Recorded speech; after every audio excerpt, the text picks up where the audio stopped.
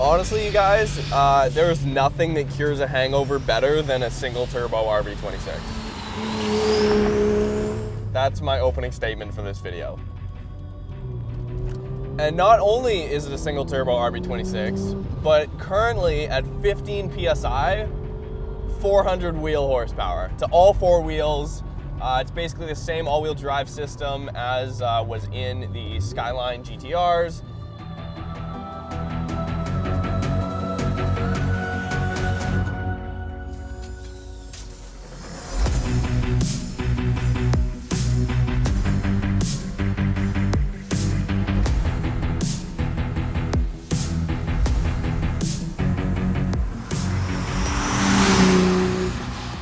It's got an entire R34 GTR authentic front end conversion. Now I'm still working on a few tweaks here and there, but it's on there. He did it all himself, and it is a irreversible modification. So once you go to the R34 GTR front end, you cannot go back. There's some cutting involved and stuff like that. But that being said, makes it kind of more special. You know, it's a commitment. It's a real commitment. Looks way better than the stock Stagea front end. It's so much more aggressive. It fits the car perfectly, and it definitely has enough GTR-ness about it and GTR characteristics to get you very excited. Namely, obviously, the RB26 up front. Godzilla-powered wagon, you can't get much better. 100, 120, 140. Not bad in my books. Not bad. Like, it hauls ass. It's crazy. Second gear throws you back in your seat. The engine is pretty much all stock, you know, stock cams and everything. Never been opened up so far by the current owner, Nav. And it makes really good power. With the stock cams and everything, boost comes on a little bit late. It is a little bit laggy, but it's got a 60mm turbo on it. It's running a lot of power, and that just makes it more exciting to rev all the way up to 8,000 RPM.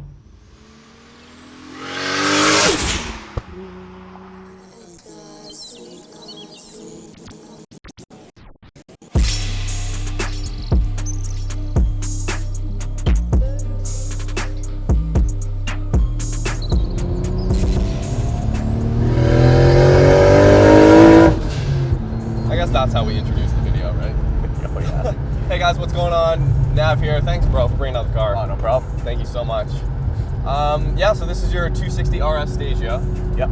And we had it on the channel like a year ago.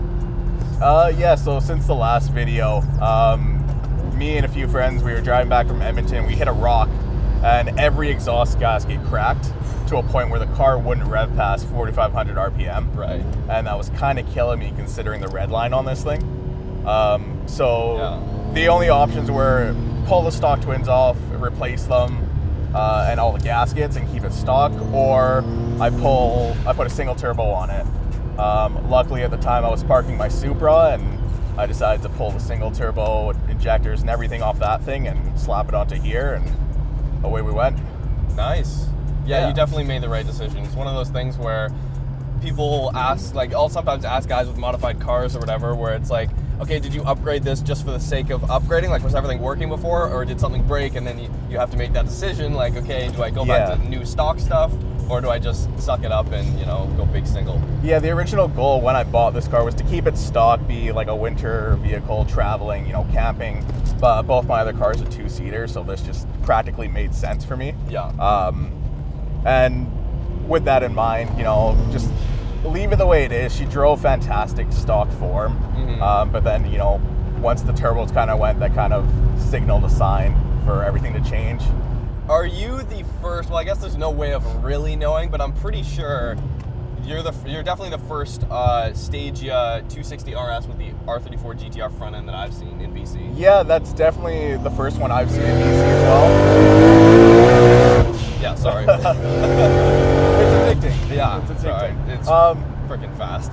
Yeah, definitely. I've never seen one locally, with R34 front end, and it's always been a dream of mine to actually have one. Yeah. I came into some money and things worked out. I was able to get things at good prices. Yeah. And so I ended up throwing it on. It still needs a few things before it's 100% done. A few more brackets, but sure. Yeah. Yeah, but I mean, it's on there. She's not coming off, and I'm happy. Hasn't scraped or rubbed or anything? No, nothing. Luckily, it's an easy swap. It's not as hard as people make it out to be. Right, yeah. It took me maybe a day and a half to get it fitted. Another day and a half for paint, and then another few hours to slap it on, and I was driving it.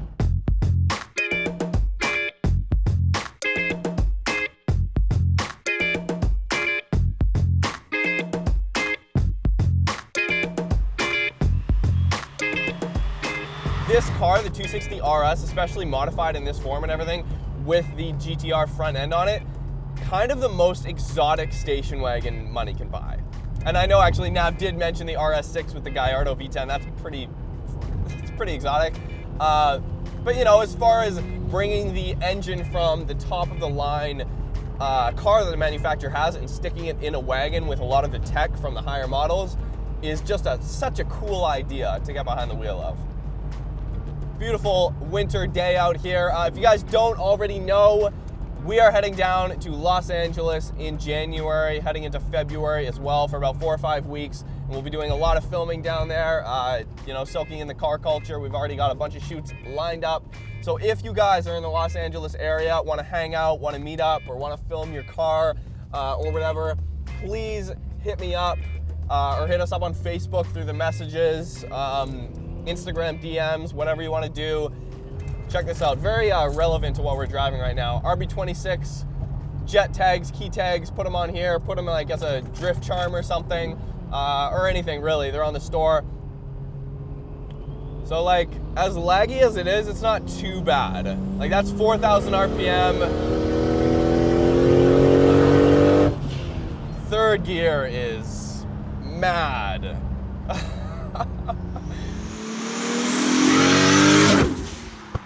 This kind of makes me want to get another Grand Marquis. As weird as that sounds, you guys know, if you don't search up on our YouTube channel, we made a couple videos with my 1990 Grand Marquis with the 5-liter Ford V8 302 in it. And I've always wanted to make a drag car out of one of those 5-liter engines, big single turbo build, and just make it for a straight up drag car, America all day long. And this reminds me of that, right? Big single turbo, freight train wagon. But the difference is the 260RS can actually handle, right? That's the real difference. So much feel. Back end slipping out a little bit there. It is a little bit slick on the ground, so taking it a little easy today, but you just get so much through the steering and the chassis and everything. We've got 245s all around on 10-inch wide wheels. God, that sound of the RB26.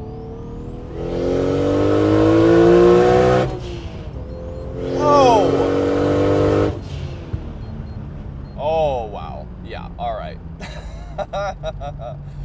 That is legitimately insane. It is an adrenaline rush every single time you bury your foot into the loud pedal, and I wouldn't have it any other way. And I'm sure you could definitely get yourself into trouble if you're, coming out mid-corner and boost hits. That's a commitment right there. If you're going into boost and you hear that open wastegate, you better hope that the steering wheel is pointed straight.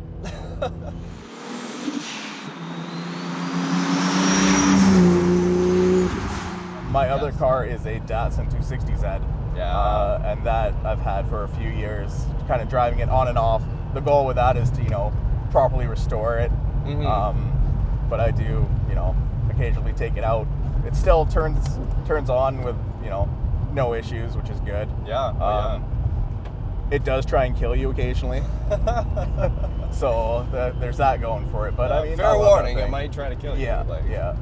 I've had people get out because they feel unsafe in the car. That's great.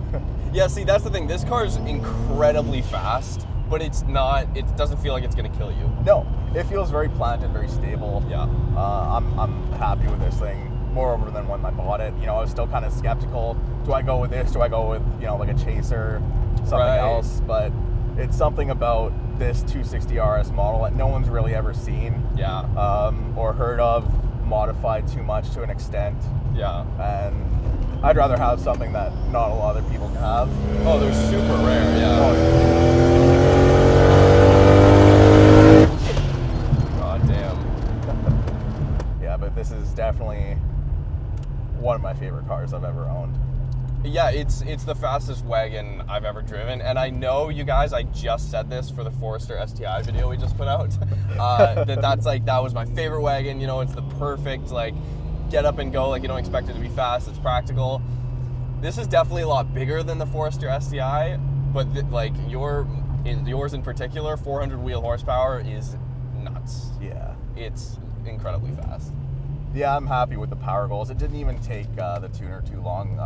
I got it tuned at Independent Speed Shop. Yep. And yeah, within like an hour, a few issues. Actually, the first time we had it on the dyno, the power steering pump blew up. Oh, not the power steering pump. The water pump exploded, shot through my radiator. And yeah, that was kind of the end for it for like a week until I could figure out if I was going to keep it or fix it. Yeah. But luckily, stuck with it, and I'm very happy with the outcome. Yeah, I am too, sir. Thanks for bringing it out, man. No, I appreciate it. Yes, this is good. It's come a long way. Yeah. That's for damn sure. The wheels and everything too. That was something that a lot of commenters last time. The original video, people really seemed to hate the wheels that were on it. Yeah, apparently. I didn't think they were too bad, but yeah. The internet never lies. No, apparently not. All right, thanks guys for watching. Let me know what you think of Nav's car in the comments below. You can follow Nav on Instagram. It's right here. Yeah, thanks, bro. Thank you. If you guys want to compare, you can go back and watch the old video about a year and a half ago, and then compare it to now with all these modifications and single turbo. It's so much better. This thing is crazy fast. Nav said he wants to hit that 500 wheel horsepower mark, and yeah, he's gonna basically murder everybody on the street. Not everybody, but 90% of the cars on the road that you come across. If you have a 500 wheel horsepower RB26 wagon, that's the ultimate sleeper. All right, you guys, thank you so much for watching. If you're looking for your own hangover cure, I think you can get lucky maybe and find a 260RS on the auctions in Japan, and Nav has totally struck gold with this one. So hopefully you guys enjoyed the video. I sure did. Please subscribe if you haven't already. We've got a podcast that goes up every single Wednesday on iTunes, and we'll see you guys next time.